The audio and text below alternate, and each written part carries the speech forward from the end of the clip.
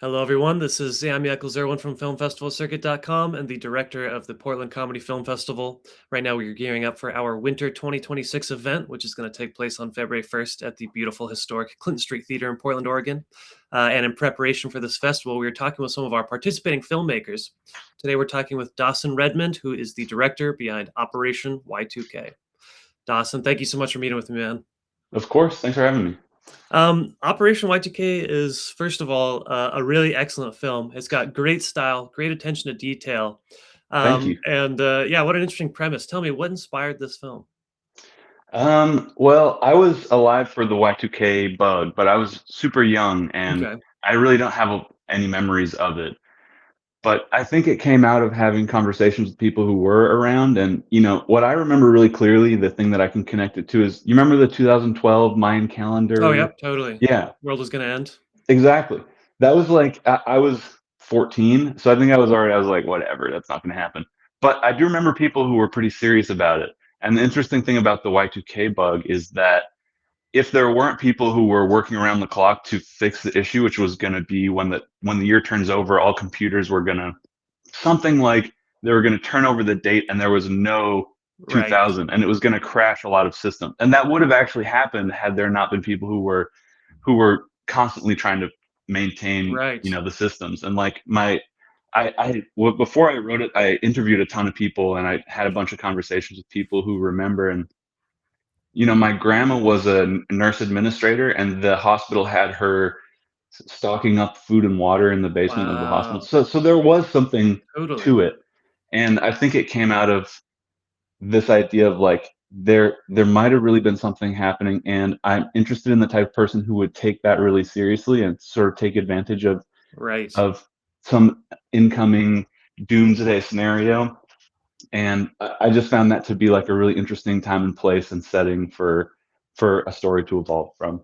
Absolutely. Well, I love that. I love that you did the research and actually got down with, what it was like. It's funny because at first when I was watching it, I associate Y2K now with like the clothing style and aesthetic. Yeah, Well, yeah, the legacy of Y2K is now this sort of nostalgic, fashion aesthetic, but actually, totally. it actually took me a second. I was like, yeah, Y2K is like it was like an issue that people were worried Yeah, about.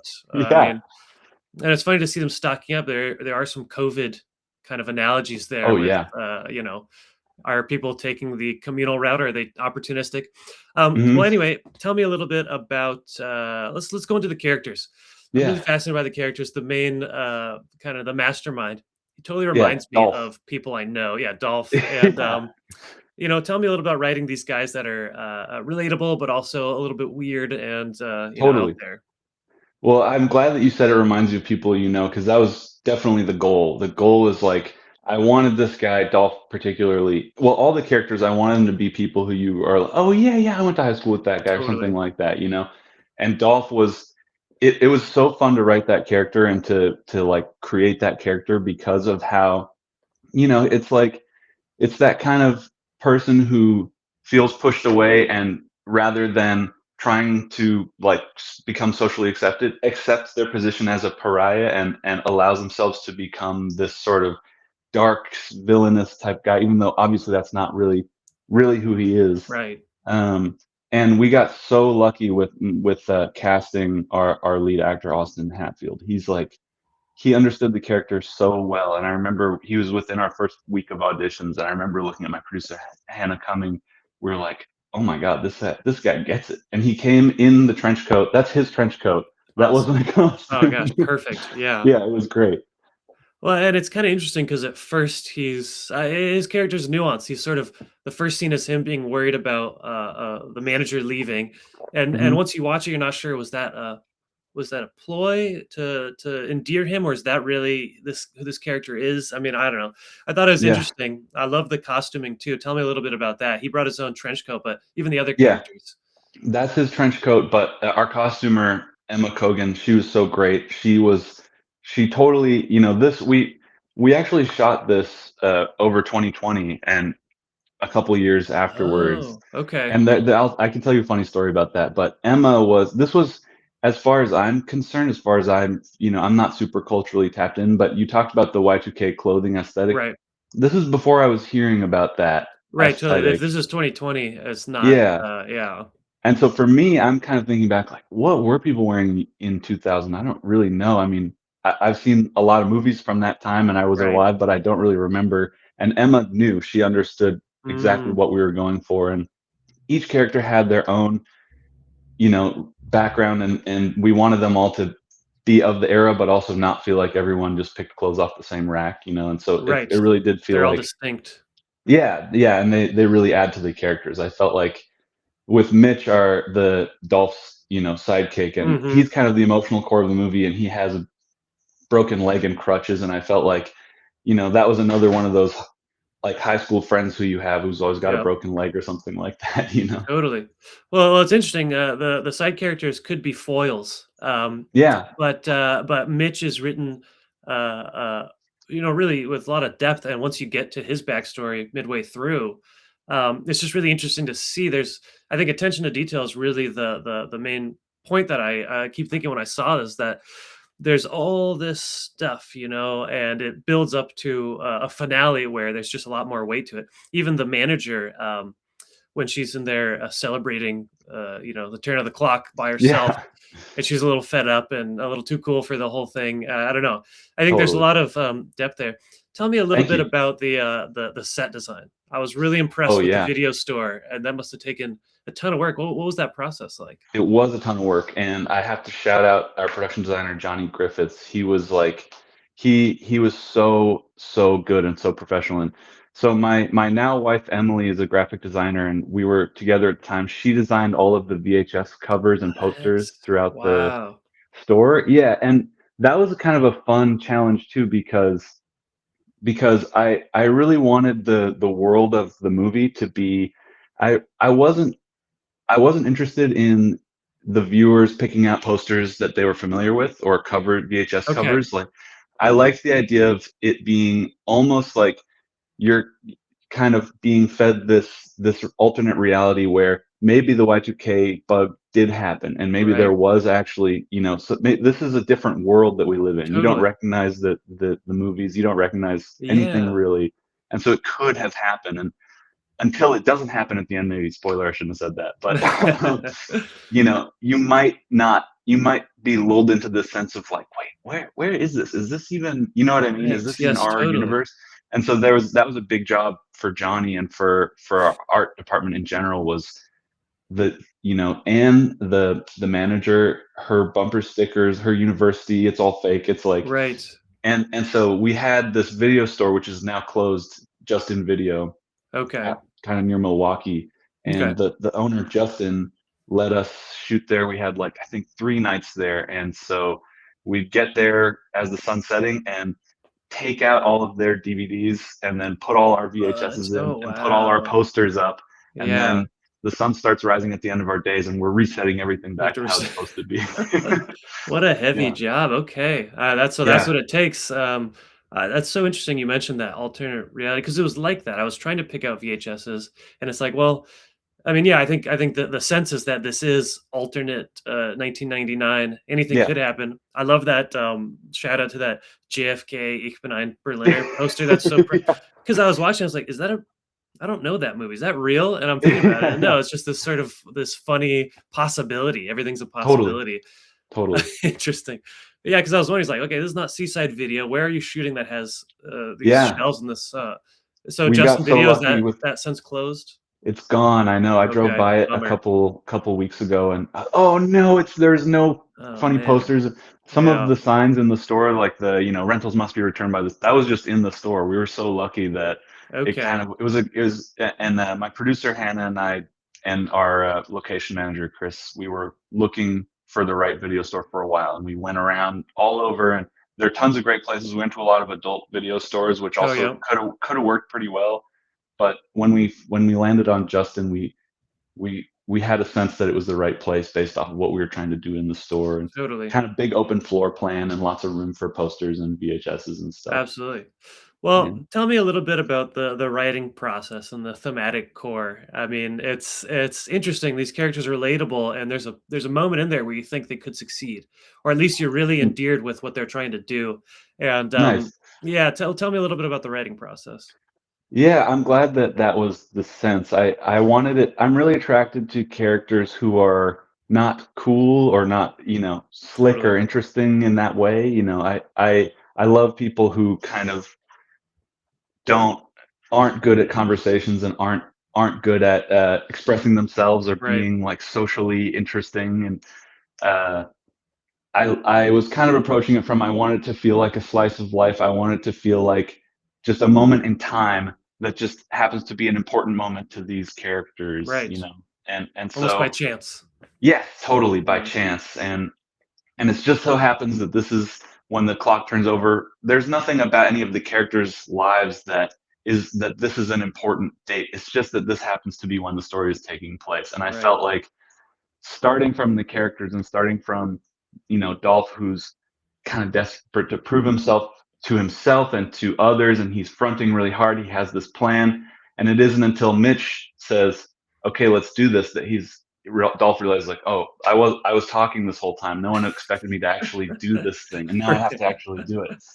And Uh, yeah, I just felt like it was kind of a fun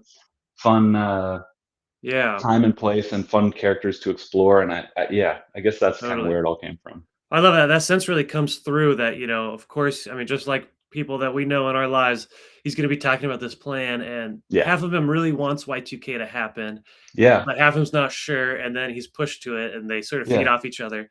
No, it really reads through. But tell me one more detail that I love. It's the sign spinner. Who is that guy Oh, who's so marvelous yeah. with the sign? Oh, thank you. Well, there's a big story about that. I actually can't tell you his name Okay. because Yeah. this has been a while since this happened, but the finding a sign spinner is a tough job because the sign spinning world is it's like the mob. It's like we Whoa. found we told the production we're looking for sign spinners. If you see anyone on the side of the road, go Right. talk to them because we're just looking for the right person. In the movie, the character is kind of this muse who has a sense of what's Right. happening and is almost narrating to the audience. I pictured it like a Greek chorus or The Greek something chorus, like totally. Yes. that. And so we found all these great sign spinners, and every time we talked to one, they were like, "Yeah, man, you got to talk to my boss. I'm not sure about this." And Whoa. every time we'd get contacted with somebody who would contact us with somebody, and they would have these crazy ideas about like the signs. We couldn't use signs unless they were made by this specific company, and if we did, they're like, "Oh, I can't touch a sign that's not like a whatever." What? Oh my And gosh.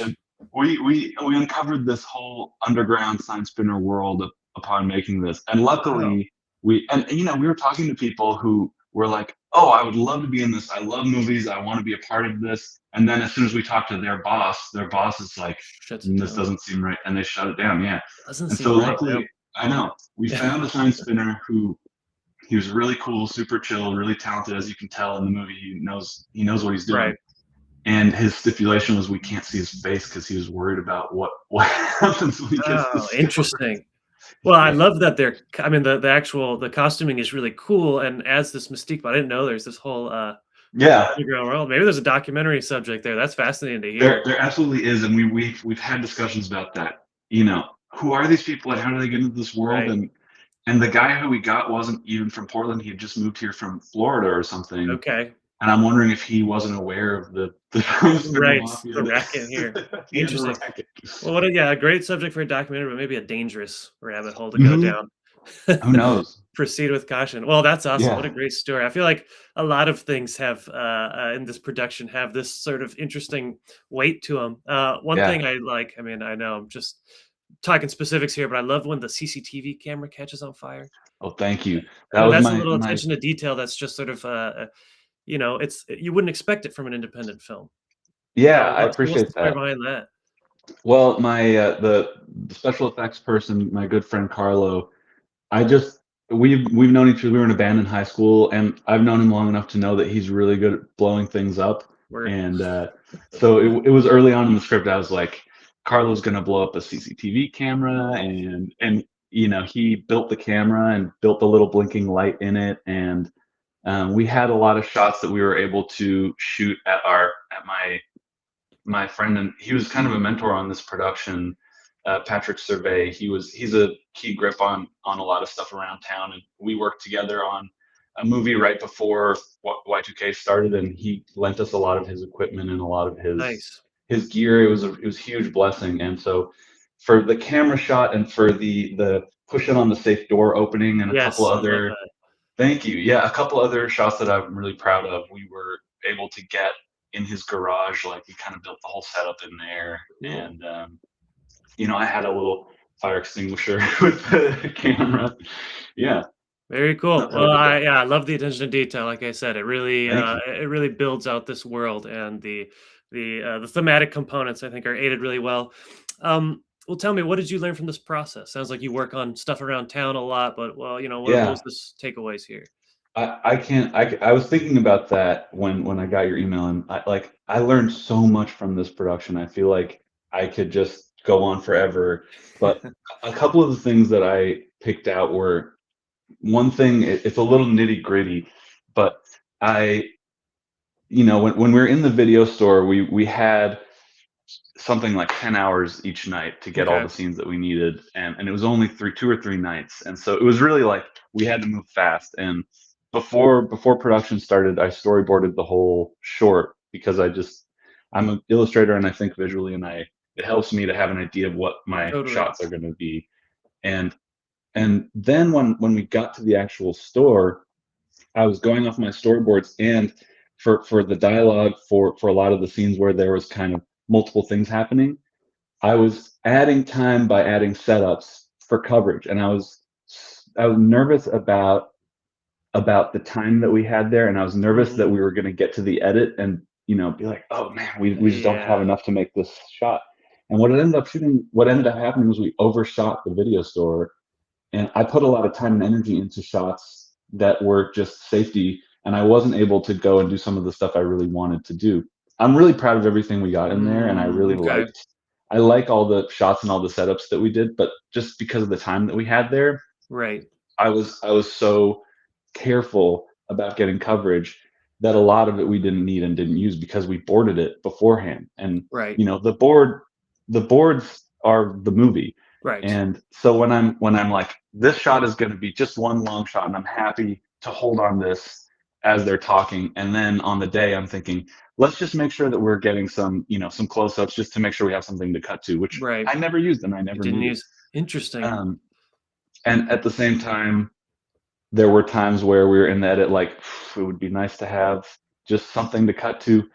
But that's all part of the learning process, and I'm really glad that we shot it the way that we did, and I'm glad that we did everything the way that we did. But that's part of it. Like, I have a great idea for how I'm gonna do my next production because of what I did on this As a result of production. that, totally. Yeah. Oh, that's interesting. I mean, that's a tight line to walk where you focus really hard on pre-production, which Yeah, essentially, I mean, that's great. That's the best thing you can do, especially for an independent film. You can totally. go in there knowing what you need to do, and you can sort of fall back on your planning. But Yeah, then you're also trying to think in terms of the edit. Maybe there's something that the storyboards don't quite cover. So I yeah, mean, there's a balance of, do you trust your gut? Do you trust your planning? yeah, But I yeah, mean, and there's no easy answer for that. I think that totally. you have acquired a certain feeling about it that you can take into your next production. Not Definitely. something that you can even really master class and be like, you need 50% this, and No, it yeah, just depends. It just depends on what the scene is. If there's a lot of dialogue, if there's a lot of camera movement, if it just what's happening in the scene, it really depends. A lot of totally. scenes we were storyboarded to be one shot, and they are one shot, and I'm really happy with them. And a lot of scenes are supposed to be one shot and have maybe four Couple shows, shots, yeah. which aren't necessary.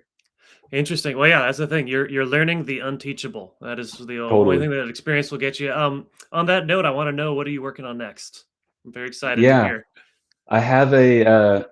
We're in sort of the early stages on a production that I'm really looking forward to. We're gonna shoot it on film. Oh, Um, nice. 16. yeah, we're shooting on Okay. 16. We're the other thing I'm really excited is we're gonna build the set on a soundstage. It's another sort of small one room thing, Word. Okay. and part of my lesson from Y2K was it would just be so great to have the time to do everything that I want to do in Right. this cool video store. And so I'm the way that I'm boarding this current one. I'm giving myself as many excuses as possible to do things that would be impossible in a regular location. I'm like putting the Okay. camera behind a TV, inside a mirror, above looking down. And Awesome. the part of the thing about shooting on film is you just need light. You just need to pump as much light as possible in Constantly, yeah. there. So the soundstage. One of my favorite movies, Evil Dead 2, was shot in a high school gym. They just built the cabin out in a What? high school gym, and that, in my mind, that's part of the reason they were able to do the insane shit that they Right, do on that movie, is because they weren't stuck in a cabin like in the first one. right. They were wherever they wanted to be at any time. And Totally. I love film is such a, it's obvious, but it's such a visual medium, and I want kineticism, I want movement, I want it to feel. I don't want you to be able to watch a movie that's made entirely out of medium shots. It's Right. otherwise it's just a radio play. Like I want Totally. something kinetic and visual. Absolutely. Well, I love the different embodied perspectives you're thinking of. Well, so that's so cool. You're taking an interesting medium film, specifically 16, and you're building a set, and this is going to be a total, I don't know, a visually stimulating picture. It sounds like. Do you already have it written? I mean, Yeah, it's written, okay, and we're just sort of in that first day. I'm boarding it now and cool. working with my producer Morgan, and yeah, I'm looking forward to how this turns out. Another thing that I'm excited for this one is I wrote music into the liner, into the Oh, script, okay, and okay. so it's going to be kind of operatic in that way as well. Like the emotions, there's almost no dialogue in the entire thing, and the emotions are going to Oh, be, and a lot of like what you're learning, it's all kind of communicated to you visually and through the music. that's Where incredible. my good friend Nick McClurg, who did the music on Y2K, we're pulling together a probably 4 or 5 piece jazz band, and we're gonna do Sick. some. I'm really really looking forward Oh to it, and I'm man. I'm hoping to be able to share it with all you guys and with the Portland community Yeah. Oh man, I can't soon. wait to see it. That's awesome. Well, is there anything else you'd like to add about Operation Y2K? I mean, there's so much I'd like to add about it, but I really just want to say to everyone who's involved in the process, I'm so excited that it's finally seeing the light of day and that people are getting their eyes on it. And I'm so proud of the work that everyone did on it. It's like it was a huge Herculean. My editor, Ray Hill, he probably worked, his eyes were on this project more than mine were. He just put hours and hours and hours Totally. into this, coming back for reshoots and recutting it and throwing my crappy storyboards into the edits, and he was doing so much. And Hannah, my producer, and Johnny Griffiths, he worked his hands to the bone building everything. And my Nice. wife Emily, who was like dying making all these posters and stuff. Mm-hmm. I just have I'm so grateful to have such a strong community to help us realize these projects. And yeah, Well, well said. I think it's awesome. It's a fully realized world in there, and I'm thank super you. excited to share with everyone on February 1st at the Me Portland too. County Film Festival. I loved it. I just had so much fun. Thanks. I know they will too. And yeah, thank you so much, man. I'm looking forward to hopefully seeing you there and seeing more from you very soon. Definitely. Thank you. Thanks, man.